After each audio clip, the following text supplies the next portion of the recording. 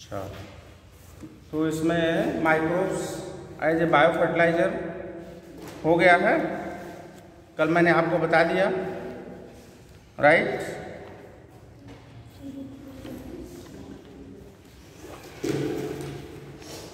इसमें प्लाज्मिड वगैरह पढ़ लिया बेटा, प्लाज्मिड, PBr 322, बोलो।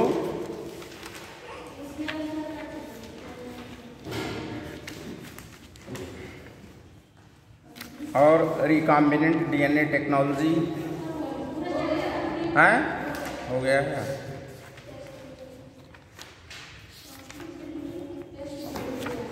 अच्छा, दूसरा ये इसका जो दूसरा चैप्टर है एप्लीकेशन, इसका एप्लीकेशन बेटा, जो दूसरा चैप्टर है इसका एप्लीकेशन, ये वाला chapter biotechnology and its application हो गया है ये भी। Yes come.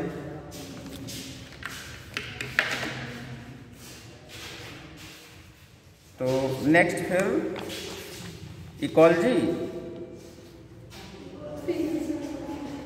इकोलॉजी स्टार्ट करते हैं ना।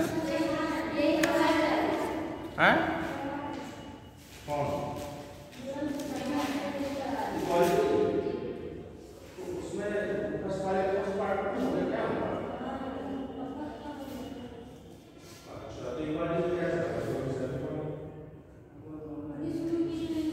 चलो कोई बात नहीं।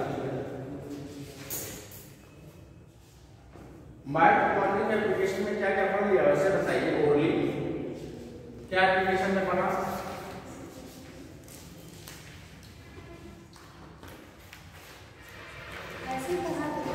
हाँ बेटा, नहीं दोबारा क्या रिपीट किया जाए, जब बायोटेक्नोलॉजी को क्या है तो रहने देते हैं, ठीक है। इकोलॉजी स्टार्ट करते हैं, इसमें इकोसिस्टम वगैरह, राइट। जीन थेरेपी, बोलो। Genetically modified organisms, GMO, BT cotton, बता दो इसमें से कोई टॉपिक ना हुआ हो। चलो ठीक है, ओके। नाउ नेक्स्ट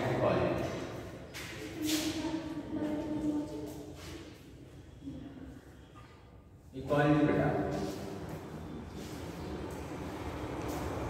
चलिए स्टार्ट करते हैं इकोलॉजी।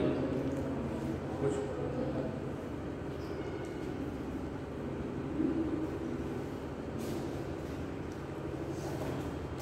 तो इस यूनिट में 3 चैप्टर हैं बेटा।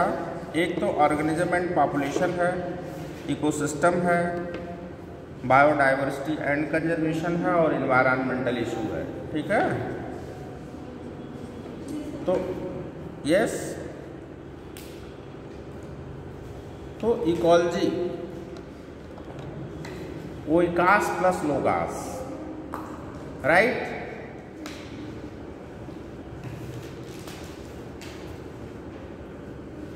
There are 2 terms, oikos plus logos, ठीक है। तो oikos means, listen, ecology, oikos बेटा and plus logos, right.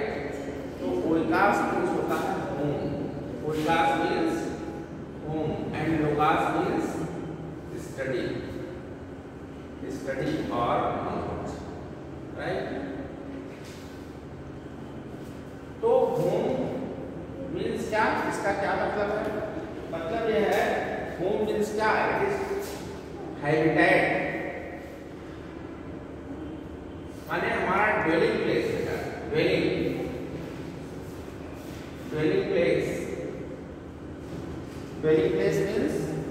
place means समझो इसको बेटा, बहुत इंपॉर्टेंट चीज है ये। dwelling place means जहां पर हम रहते हैं, हैबिटेट माने क्या, जहां पर हम रहते हैं, ठीक है ना। तो उसकी स्टडी, अब जहां पर हम रहते हैं वो हमारा हैबिटेट है, जैसे हमारा घर है तो हमारा हैबिटेट, ठीक है भाई, वहां हम रहते हैं। क्या मतलब हो गया? मतलब हो गया उसकी स्टडी हम करेंगे। क्या क्यों उसकी स्टडी कर रहे हैं?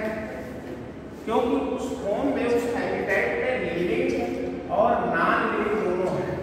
बोलो, लिविंग एंड नॉन लिविंग दोनों है। लिविंग भी है और नॉन लिविंग है। तो लिविंग जो होते हैं ये क्या है? ये कंपोनेंट हो गए, ये दोनों कंपोनेंट है बेटा। अब जो लिविंग सिस्टम है, जैसे हम जहाँ रहते हैं वहाँ छिपकली भी रहती होगी, बोलो, मच्छर भी रहता होगा, हम लोग भी रहते हैं। तो ये क्या है? ये लिविंग सिस्टम है ना? ये लिविंग सिस्टम है। तो लिविंग सिस्टम में जैसे देखेंगे मॉस्किटो हो गया, है ना? तो मॉस्किटोज हो गए, है ना? कुछ रेप्टाइल्स होंगे, कुछ इंसेक्ट होंगे, ठीक, माने कॉकरोच वगैरह होगा, राइट? तो ये सब क्या है? लिविंग फैक्टर है। तो लिविंग फैक्टर है और लिविंग है ये, और नॉन लिविंग को क्या कहते हैं बेटा? एबायोटिक कहते हैं। एबायोटिक कंपोनेंट क्या कहते हैं? Abiotic component. और लिविंग को क्या कहते हैं? बायोटिक कंपोनेंट, ठीक। तो बायोटिक कंपोनेंट यानी हैबिटेट क्या है? हैबिटेट में लिविंग और नॉन लिविंग दोनों का इंटरेक्शन होता है। दोनों तरह रहेगा, यानी दोनों एक दूसरे को प्रभावित करते हैं। ये बात समझ में आ रही है ना? जैसे इसी रूम में हम हैं, ठीक है ना? कुछ नॉन लिविंग फैक्टर्स हैं। कौन कौन से ऐसे हैं जो नॉन लिविंग फैक्टर्स हैं? जैसे सनलाइट है, बोलो, सनलाइट है। टेम्परेचर है, टेम्परेचर नॉन लिविंग फैक्टर है कि नहीं? एयर है, एयर नॉन लिविंग फैक्टर है, ठीक है?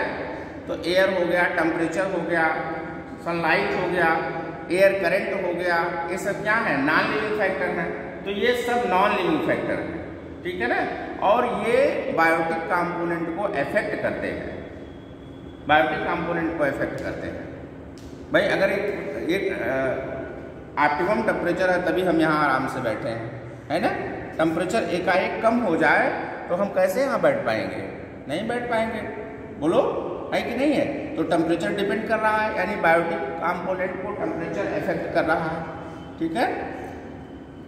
प्रॉपर यहाँ देखिए, प्रॉपर सनलाइट है, प्रॉपर लाइट है, हम इजीली अपना काम कर पा रहे हैं, बोलो, हम अपना वर्क फंक्शन कर पा रहे हैं। माने कहीं कहीं हमको लाइट भी इफेक्ट कर रही है, ठीक है? जिससे हम आसानी से देख पा रहे हैं। डे ड्यूरेशन है, डे का टाइम है, तो हम यहाँ रह रहे हैं, है कि नहीं है? माने जितने भी ये जो बायोटिक कंपोनेंट है बेटा, जैसे लाइट हो गया, क्या हो गया? लाइट हो गया, टेम्परेचर हो गया, बोलो, टेम्परेचर हो गया, बोलती जाइए, एयर हो गया बेटा, एयर हो गया, है ना? और क्या हो गया? मॉइस्चर हो गया, मॉइस्चर हो गया, है ना? टेम्परेचर हो गया, एयर हो गया, लाइट हो गया, मॉइस्चर हो गया। इस तरीके से सॉइल हो गए, तो सॉइल है, इसको इडेफिक फैक्टर कहते हैं। ये बहुत इंपॉर्टेंट है, आया है ये जो सॉइल है, सॉइल का टेक्सचर और सॉइल जिसकी स्टडी हम करते हैं वो इडेफिक फैक्टर में आता है, ठीक है ना? इडेफिक बहुत इंपॉर्टेंट है, इडेफिक फैक्टर। तो इस तरीके से ये सब क्या हो गए? एबायोटिक कंपोनेंट हो गए। क्या हो गए? एबायोटिक कंपोनेंट हो गए। और यही एबायोटिक कंपोनेंट मींस जो नॉन लिविंग फैक्टर है, ये कहीं कहीं लिविंग फैक्टर को क्या करते हैं? अफेक्ट करते हैं, ठीक है ना? तो इसके माने मतलब क्या हो गया? दोनों एक दूसरे से कोरिलेटेड है, दोनों एक दूसरे से कोई इंटरैक्ट करते हैं, राइट? तो हम यहाँ क्या मींस क्या? Interaction between, right? Interaction between abiotic and biotic, ठीक है बेटा? यानी बायोटिक और एबायोटिक के बीच में इंटरेक्शन की जो स्टडी है उसको हम इकोलॉजी कहते हैं। बोलो, समझ में आ गया, राइट? तो ये हो गया। अब देख लीजिए, तो हमने आपको ये बताया। अब जैसे अब इकोसिस्टम है, तो इकोसिस्टम क्या है? इकोसिस्टम क्या है? Ecosystem is a functional unit of ecology. Ecology की एक फंक्शनल यूनिट है, राइट? जैसे मैराइन इकोसिस्टम हो सकता है, ठीक है ना। एक्वेटिक इकोसिस्टम में आ जाएंगे marine ecosystem, lake ecosystem, ocean ecosystem, ठीक है ना, पॉन्ड इकोसिस्टम। ये सब क्या हो गए? इकोसिस्टम हो गए एक्वेटिक इकोसिस्टम के। डेजर्ट इकोसिस्टम, टेरेस्ट्रियल इकोसिस्टम हो गया, ठीक है ना बेटा। ग्रासलैंड इकोसिस्टम हो गया, है ना। मैन मेड इकोसिस्टम हो गया। ये सब क्या है? इकोसिस्टम है। तो क्या है? ये फंक्शनल यूनिट है, ठीक है। यानी हम ये कह सकते हैं कि study of interaction between the biotic and abiotic, ठीक है ना। यानी ऑर्गेनिज्म जिस इन्वायरमेंट में, ठीक है ना, रह रहा है, जिस कंडीशन में रह रहा है, ठीक है ना, वो क्या हो गया? उसका ड्वेलिंग प्लेस हो गया, राइट। तो इंटरेक्शन होगा वहाँ किसके किसके बीच में? बायोटिक और एबायोटिक के बीच में इंटरेक्शन होगा। तो उसी इंटरेक्शन की स्टडी, उसी इंटरेक्शन की स्टडी क्या कहलाती है? इकोलॉजी कहलाती है। यानी ecology is the study of interaction between the biotic and abiotic, ठीक है। यानी बायोटिक का एबायोटिक से और एबायोटिक का बायोटिक से जो इंटरेक्शन है, ठीक है, हम उसकी स्टडी इसमें करते हैं, राइट। अब देख लीजिए इकोलॉजी के लेवल्स हैं। ये पढ़ा कि नहीं टॉपिक? Level of ecology. भाई जो इकोलॉजी है, ठीक है ना, किस किस लेवल पर इकोलॉजी को हम पढ़ते हैं। तो एक क्वेश्चन नीट में आया था, वो मैं आपको बताना चाहता हूँ, बहुत इंपॉर्टेंट है। Lowest level of ecology, ecology की जो सबसे लोएस्ट लेवल है वो क्या है? बताइए। ये नीट में आया हुआ क्वेश्चन है। बेटा हाँ, ये क्वेश्चन नीट में आया है, मैं लिख दे रहा हूँ। इस क्वेश्चन को नोट करिए, इंपॉर्टेंट है। क्योंकि पढ़ने का मतलब है इसके साथ साथ इसका क्वेश्चन भी करते रहिए, तब तो पढ़ने का मतलब है। वैसे क्वेश्चन मैं लिख रहा हूँ, नीट का क्वेश्चन लिख रहा हूँ। लोएस्ट बेटा, लोएस्ट लेवल ऑफ इकोलॉजी, ये क्वेश्चन है। बोलो। हाँ, lowest level of ecology. Habitat,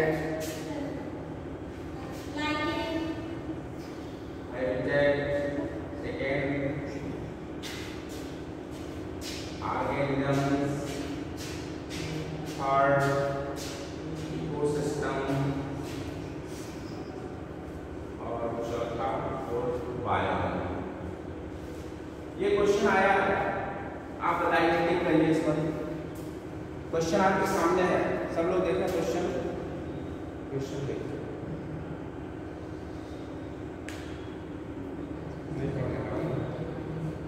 question देखो ना, देखो बेटा क्वेश्चन, आंसर बताओ। This question before you, question का आंसर बताइए। कौन सा आंसर होगा? कौन सा आंसर सही होगा इसके लिए?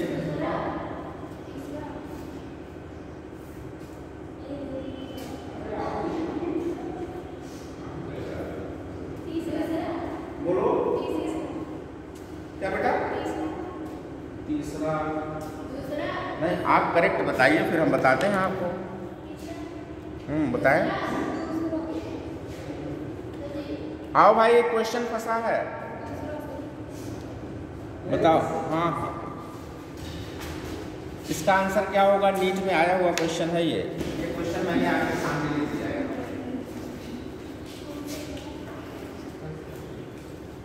क्वेश्चन को पढ़िए और इसका आंसर करिए, ऑप्शन आपके सामने। यस, आंसर सब लोग बताइए इसको।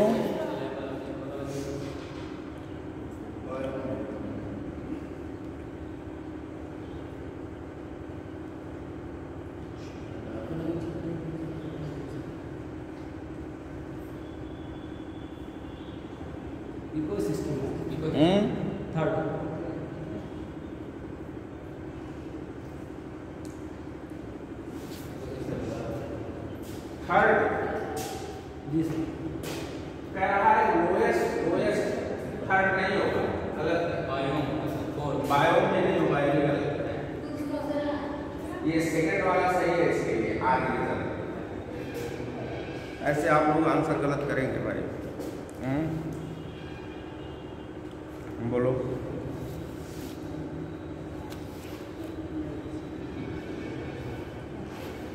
यही आंसर दे नहीं पा रहे और सीरियसली पढ़ेंगे भी नहीं। क्लास चल रही है तो बात नहीं।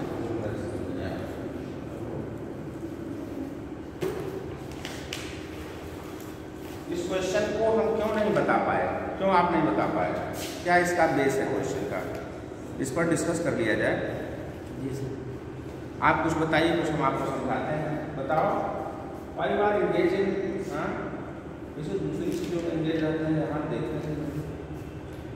बोलो बेटा। जी सर। क्या सबसे लोएस्ट लेवल है इकोलॉजी की? इकोलॉजी में सबसे लोएस्ट लेवल क्यों ऑर्गेनिज्म है लोएस्ट लेवल? बायोम सबसे बड़ी लेवल, सबसे बड़ी लेवल बायोम की क्या डिफिनेशन है? यहाँ जो चारों दिए हुए हैं, इन चारों का मतलब अगर आप समझेंगे तो आप आंसर कर पाएंगे। आंसर क्यों गलत हुआ पता चला?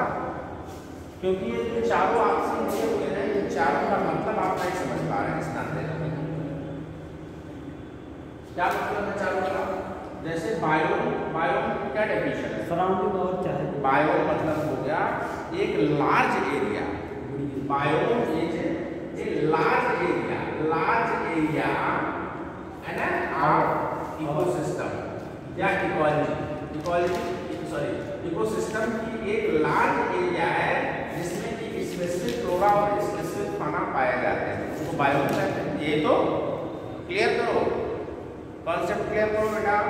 एक लार्ज एरिया, ठीक है, large area of earth in which the special flora. देखो मैं लिख दे रहा हूँ, बायो से क्वेश्चन जरूर आता है, बहुत इंपॉर्टेंट है, ध्यान देना बेटा। स्पेशल फ्लोरा, स्पेशल टाइप के फ्लोरा होंगे और स्पेशल टाइप के फना होंगे। फ्लोरा और फना माने?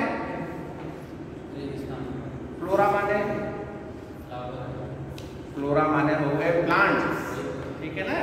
प्लांट्स की कोई कैटेगरी फ्लोरा हो सकती है। यहाँ फ्लोरा और फना क्यों वर्ड यूज किए हैं ये बताओ। एक एक चीज पर डिस्कस कर लेना चाहिए। फ्लोरा और फना वर्ड यहाँ क्यों यूज किए हैं?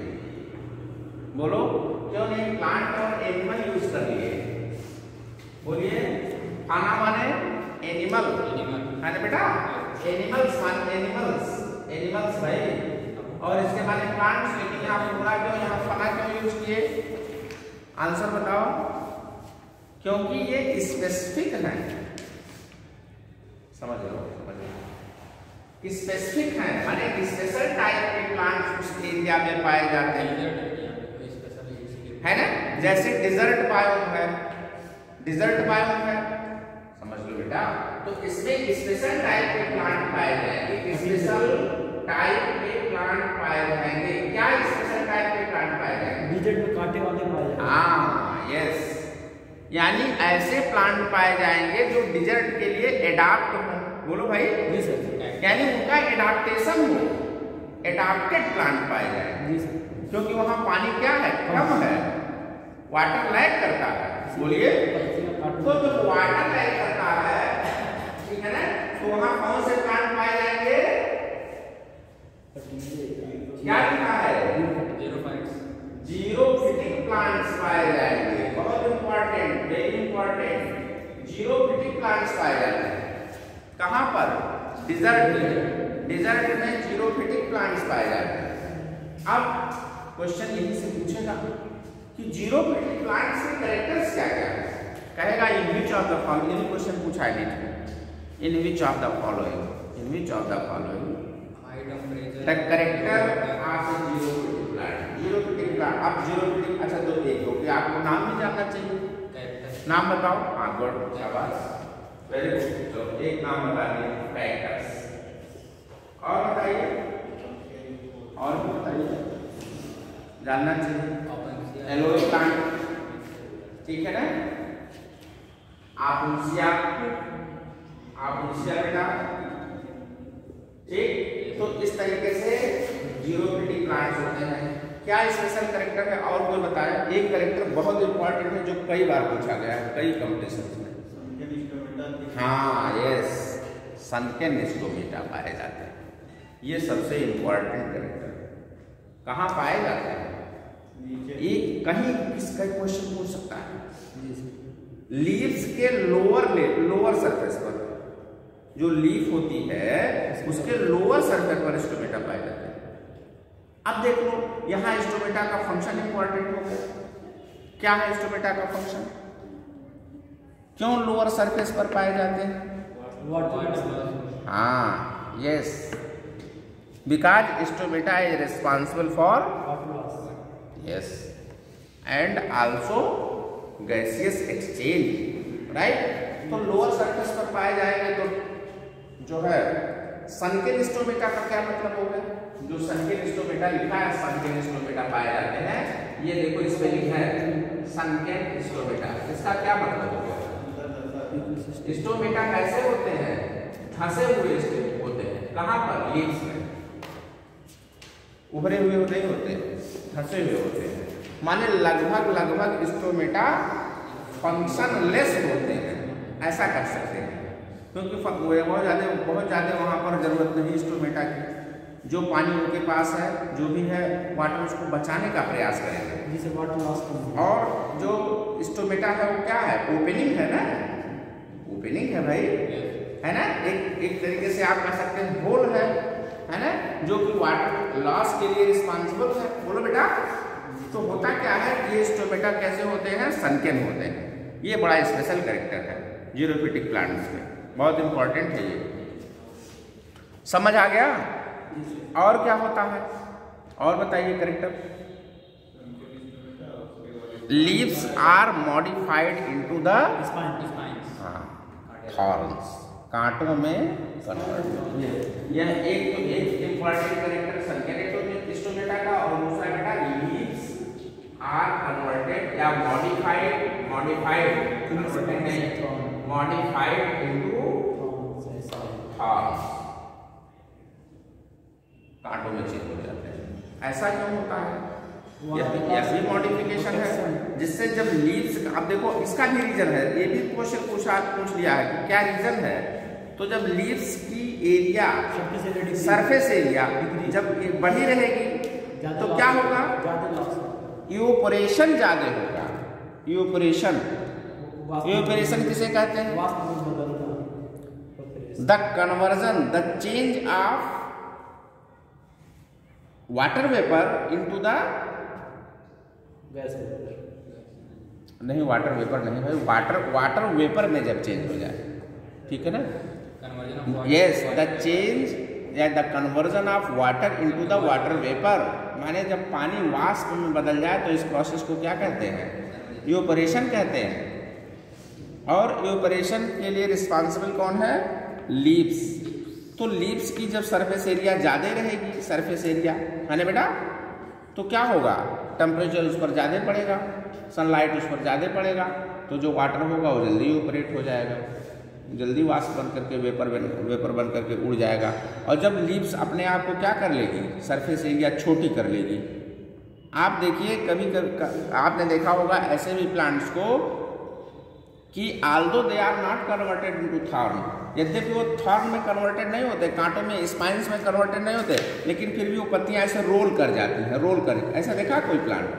पत्तियां ऐसे रोल कर जाती हैं भाई, रोल कर जाती हैं और कांटे का रूप ले लेती हैं। रोल्ड क्यों कर जाती हैं पत्तियां? वाटर को बचाने के लिए। जहाँ पानी कम होता है, ऐसे प्लांट्स जहाँ कम पानी में, जहाँ लैग करता है वाटर, जहाँ वाटर की कमी होती है, ऐसे जगहों पर जो प्लांट्स पाए जाते हैं उनकी पत्तियां रोल कर जाती हैं, रोल्ड कर जाती हैं, माने घूम यस, सराउंड करके इस तरीके से अपने आप को लपेट लेती हैं। कारण क्या है? यही कि जिससे वाटर लॉस न होने पाए, क्योंकि वाटर लॉस का जो लीव्स हैं वाटर लॉस के लिए रिस्पॉन्सिबल। ये बात समझ में आ गई?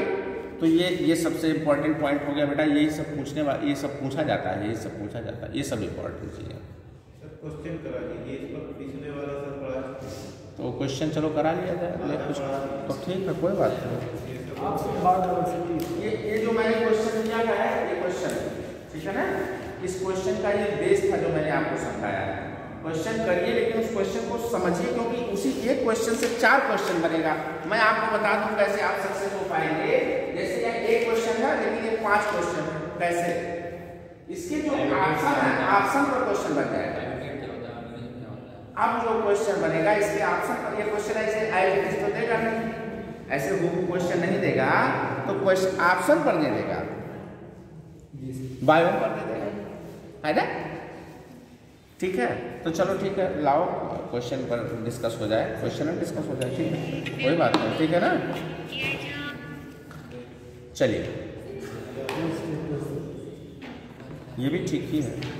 अच्छा, और देखो टॉपिक और क्वेश्चन दोनों एक दूसरे से रिलेटेड है बेटा, है ना?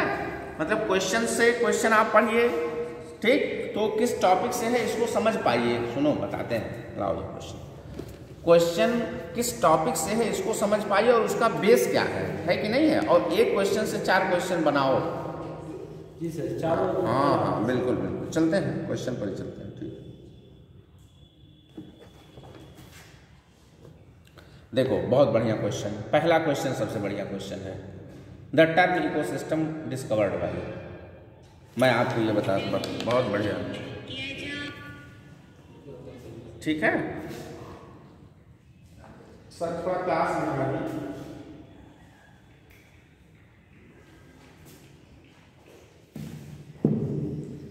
द टर्म इकोसिस्टम, इकोसिस्टम बेटा, इकोसिस्टम बहुत बढ़िया क्वेश्चन है। जो टर्म, जो इकोसिस्टम है, इसको किसने डिस्कवरी की? एजी टेंसले 1935। ये क्वेश्चन बहुत इंपॉर्टेंट है, very important question, okay, yes.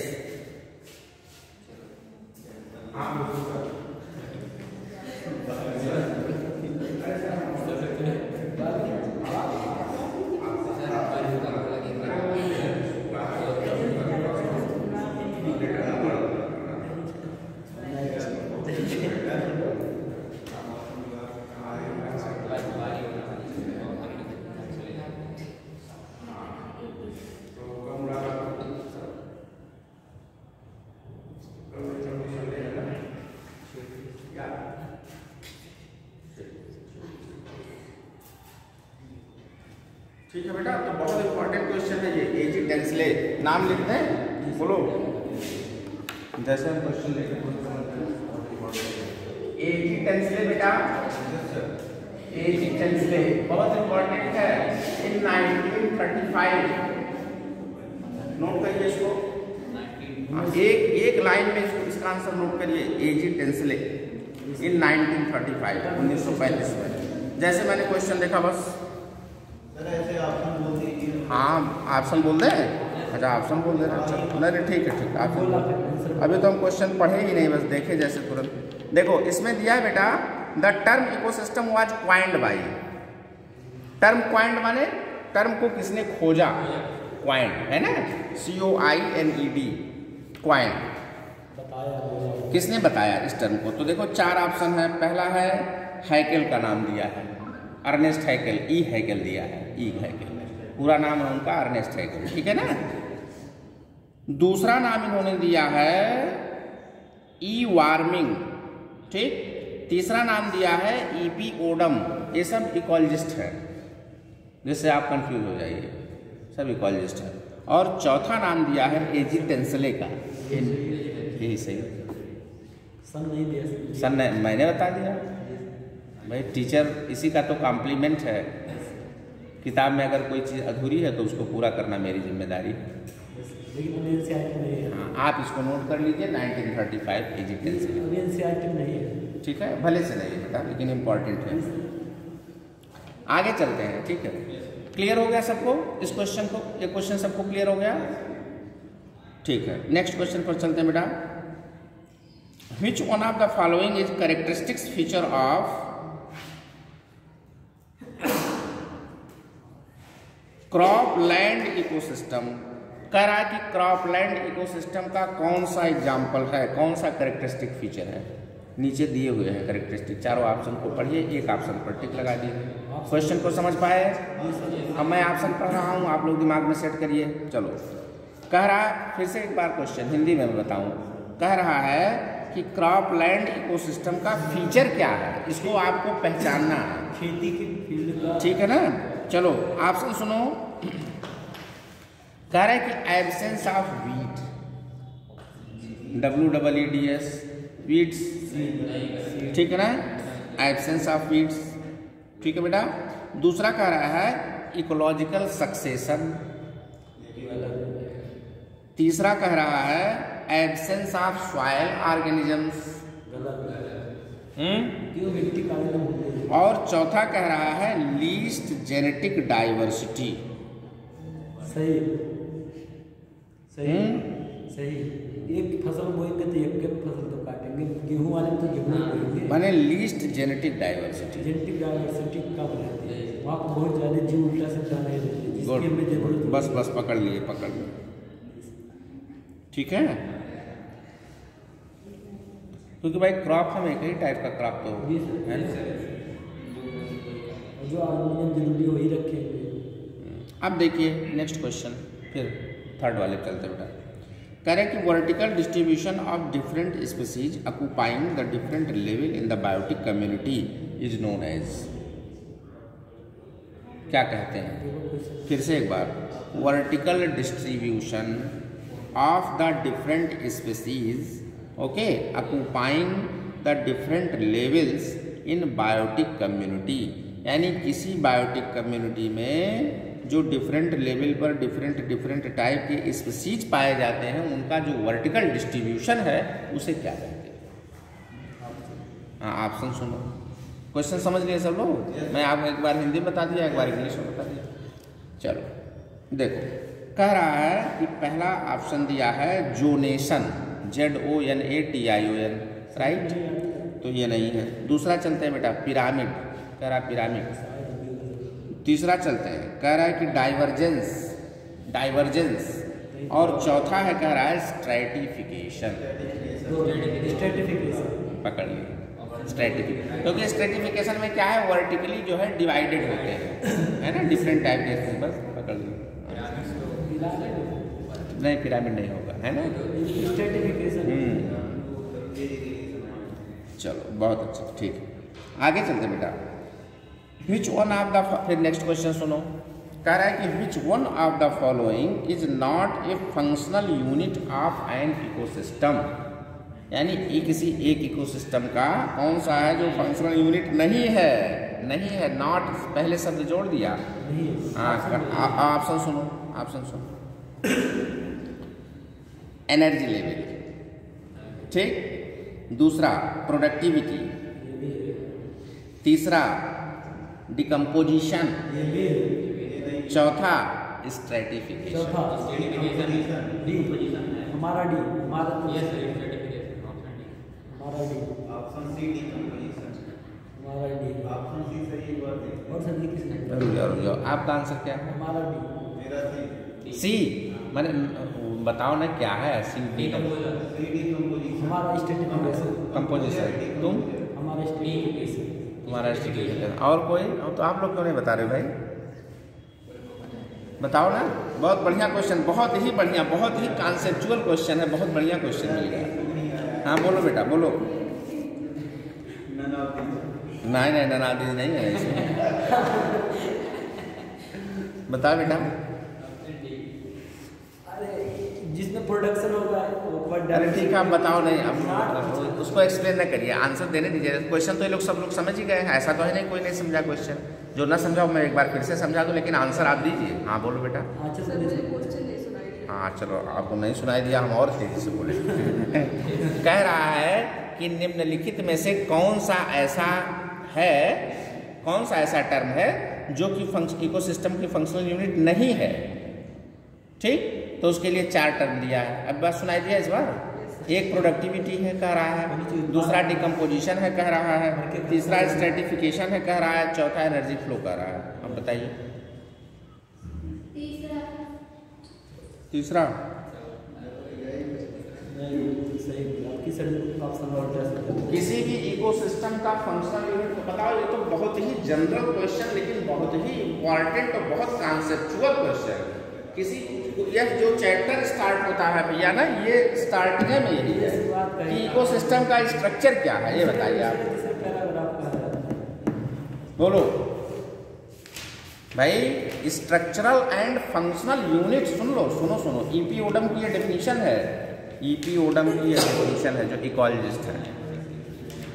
Ecosystem is the functional and structural unit of the ecology. Ecosystem की स्ट्रक्चरल यूनिट। अब बताइए। अरे समझ गए, बोलो। अरे ये लोग वो दिखाओ ना, तुम सही हो। आप लोग नहीं बता पाए, यही इसका आंसर ये जो सही। देखो, एनर्जी फ्लो और डिकम्पोजिशन, ठीक है ना बेटा, और प्रोडक्टिविटी, ये तीनों ही मेन स्ट्रक्चर बनाते हैं इकोसिस्टम के। और कह रहा है कि ये तीनों हैं, और कह रहा है कौन नहीं है। बस आंसर तुरंत पकड़ लिया, जो पढ़ा रहेगा तुरंत पकड़ लेगा, ये जान लो। 1 सेकंड देर नहीं लगेगा, लेकिन जो पढ़ा रहेगा वो पकड़ लेगा, ये जान। इसी नाते फैक्ट जरूरी है भाई। चैप्टर हम लोग क्यों पढ़ते हैं? हम लोग चैप्टर इसी नाते पढ़ते हैं, ऐसे नहीं है कि जब तक एक पॉइंट, तब तक आप आंसर दे नहीं पाएंगे ना, जब तक टॉपिक नहीं तैयार रहेगा बाबू। और क्या, चलो आगे चलते हैं। बहुत मज़ा आया भाई, है ना? अरे ऐसे तैयार हो जाएगा, बहुत बढ़िया तैयारी होगी। चलो नेक्स्ट क्वेश्चन फिर चलते हैं बेटा। हाँ, और कह रहे ये सब इम्पोर्टेंट क्वेश्चन है भाई। लेकिन इन सारे क्वेश्चन की समरी उसी चैप्टर में है। अगर चैप्टर जो आप पढ़ते हैं, अगर उसको आप मन से पढ़िए, सबका आंसर दे पाएंगे। लेकिन आप लोग उसको मन नहीं लगाते भाई। हाँ, चलिए। Which one of the following is one of the characteristics of a biological community? बोलो। कह रहा है कि, फिर से सुन लो बेटा क्वेश्चन, निम्नलिखित में से कौन सी ऐसी चीज है जो कि बायोलॉजिकल कम्युनिटी की कैरेक्टरिस्टिक्स है।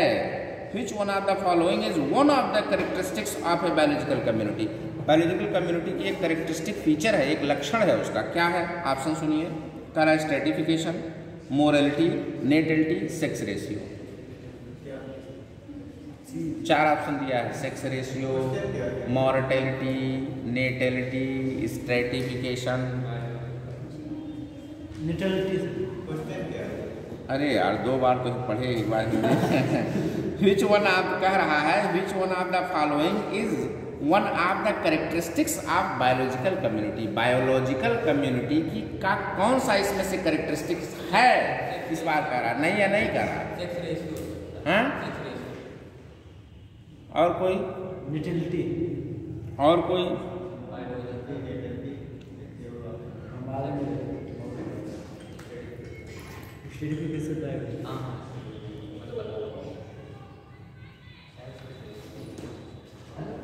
भैया बायोलॉजिकल कम्युनिटी, पहले इसको समझो ना।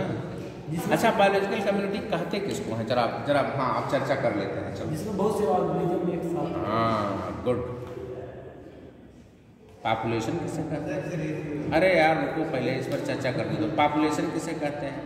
आंसर पहले आंसर ऐसे नहीं बता पाओगे। हाँ बताओ, हमें बताओ पॉपुलेशन किसे कहते हैं? कम्युनिटी। बहुत बढ़िया, देखो क्वेश्चन से ही पॉइंट उठ रहे हैं।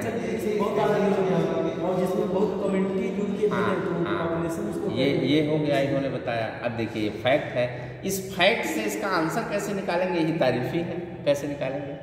अब चारों ऑप्शन को मिला लो इससे। एक तो सेक्स रेशियो की बात कर रहा है, दूसरे में नेटलिटी की बात कर रहा है, बड़ा इंटरेस्टिंग है।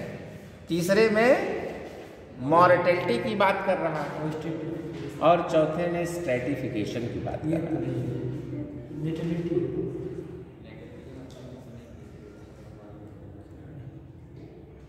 तो चारों का जब तक क्लियर आपको सेंस नहीं, आपका कॉन्सेप्ट नहीं होगा। मॉर्टेलिटी माने होता है डेथ रेट, नेटलिटी माने होता है बर्थ रेट, और सेक्स रेशियो माने होता है numbers of female and numbers of male in particular area. लिंग अनुपात हो ही नहीं सकता। तो ये हो गया, आप सुन लो। और चौथा है स्ट्रेटिफिकेशन, इसमें स्ट्रेटिफिकेशन सही है। बता दें क्यों सही है, सुन लो। आप गेस नहीं लगा पाए क्योंकि ये तीनों मॉर्टेलिटी, नेटलिटी और सेक्स रेशियो, ये तीनों पॉपुलेशन इकोलॉजी में आते हैं। सर जी जब बर्थ होगा तभी तो। अरे नहीं नहीं भाई, और स्ट्रेटिफिकेशन भैया ना, स्ट्रेटिफिकेशन ही कम्युनिटी को अलग करेगा।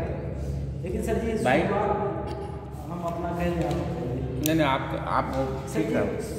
शुरू तो बर्थ रेट से ही होता है, कोई भी पॉपुलेशन या कोई भी शुरुआत जितना जिसका बर्थ रेट है उसी हिसाब से बढ़ता है। ये सोच के हमने बोल दिया। नहीं वो आप सही है सोचें, लेकिन ये है कि हाँ yes yes yes biological community यानी पूरी कम्युनिटी। भाई ग्रासेज होंगे कहीं, बोलो कार्निवोर्स होंगे, है ना बेटा, हर्बीवोर्स होंगे, प्लांट्स होंगे, ये सब होंगे ना।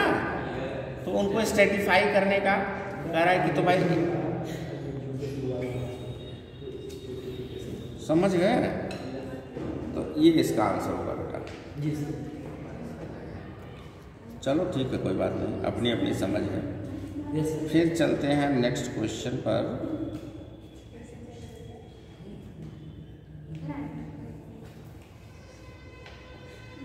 देखो ये बड़ा बढ़िया क्वेश्चन मिला यार।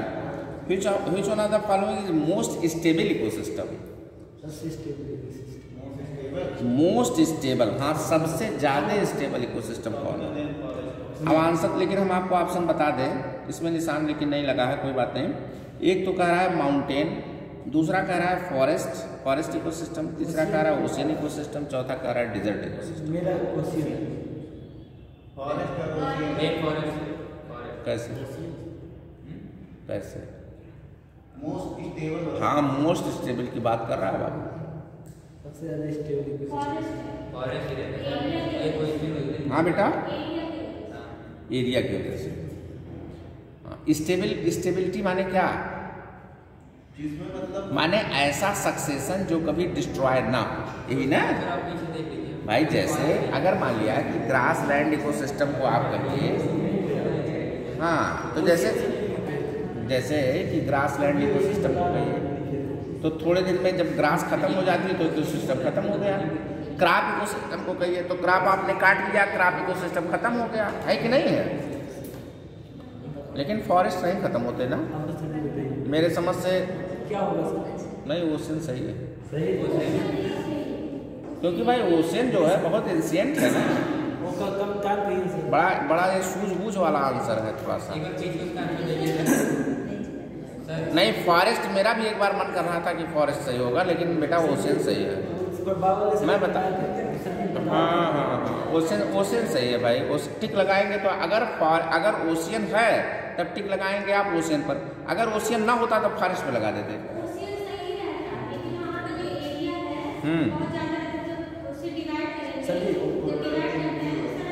नहीं तो बेटा नहीं डिवाइड तब करेंगे जब प्रोडक्टिविटी मेजर करना होगा ना। यहाँ तो स्टेबिलिटी की केवल वो बात कर रहा है आपसे। प्रोडक्टिविटी वो आप जो कह रहे हो मैं समझ रहा हूँ, नेट प्रोडक्टिविटी, ग्रास प्रोडक्टिविटी, ये जब मेजर करना होगा तो फार्मूला लगाएंगे, यहाँ नहीं लगाएंगे बेटा। समझ रहे हो बेटा?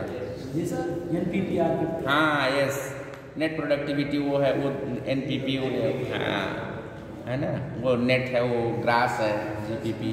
लेकिन यहाँ तो केवल यही कह रहा है भाई बता दीजिए स्टेबिलिटी किसकी सबसे ज़्यादा होगी, बस इतनी सी बात कर रहा है वो। तो जितना क्वेश्चन पूछे उतने आंसर ना। किसी कोई प्रॉब्लम है? क्या सर आज मौसम बहुत खराब है। तब बेटा जाओ यार।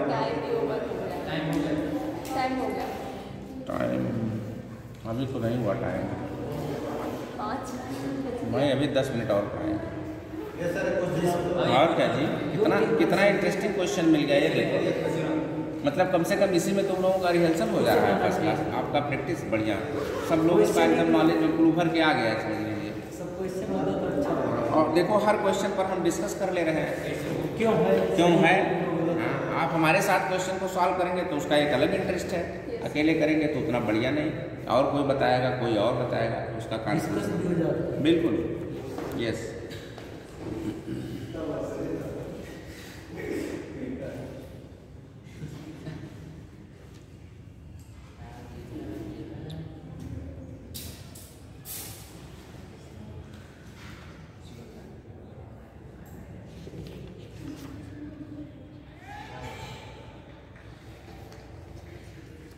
क्वेश्चन तो अच्छे अच्छे हैं।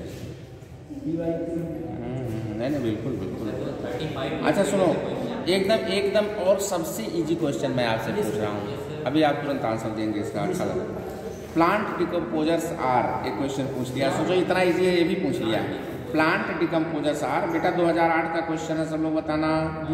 ऑप्शन सुनो, पहला ऑप्शन है मोनेरा एंड फंजाई, दूसरा ऑप्शन है फंजाई एंड प्लांट्स। देखो किस तरह से ऑप्शन देते हैं, सब दो दो लेकर चल रहा है दोनों का, ठीक है।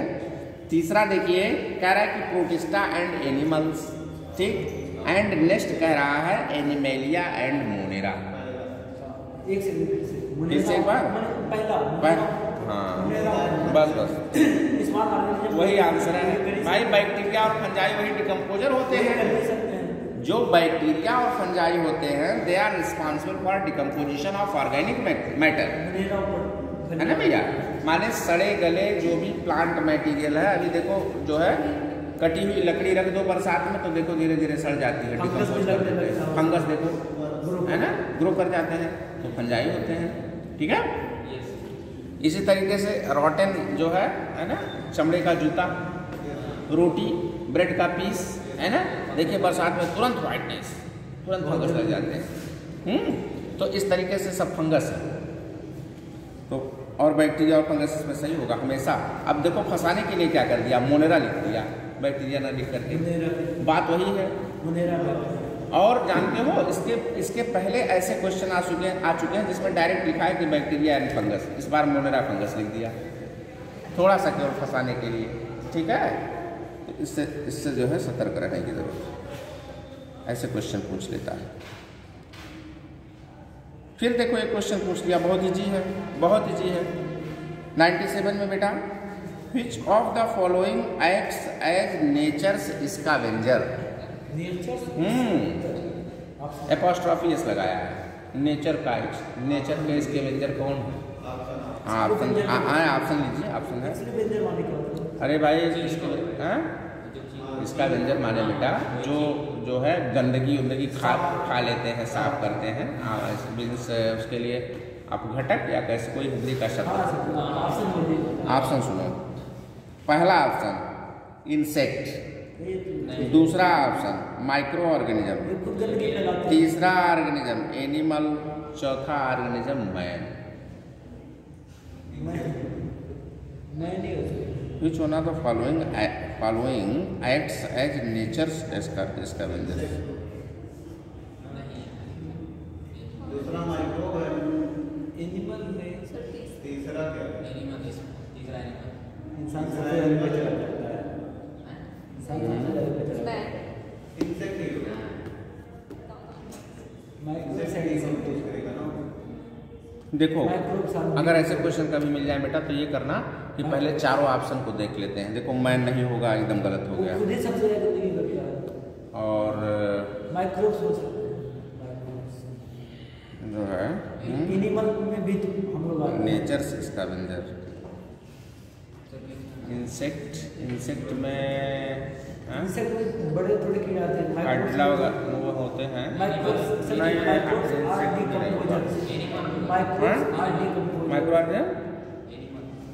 एनिमल असल, हाँ क्योंकि वल्चर वगैरह एनिमल में आएंगे तो एनिमल सही होगा। क्योंकि सुनो जो माइक्रो ऑर्गेनिज्म होगा वो डिकम्पोजर की श्रेणी में आते हैं, इसका वेजर की श्रेणी में तो आते नहीं। तो यहाँ दिमाग लगाना, नहीं तो आंसर गलत हो जाएगा फट से। सर पीछे से देख लीजिए, अब देखेंगे नहीं हम, तुम देखना, तुमको देख के बताना कि हाँ सर ये सही है इसमें।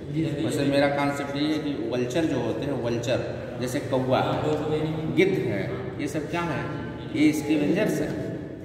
देख लो तब आंसर तुम देख के बताओ। ये क्वेश्चन है, ये वाला यही है क्वेश्चन, देखो मिला। हाँ देखो जरा, तो मेरा भी कॉन्सेप्ट एनिमल पर ही जा रहा है, क्योंकि माइक्रो ऑर्गेनिज्म नहीं होंगे और इंसेक्ट भी नहीं होंगे। Animal micro organism,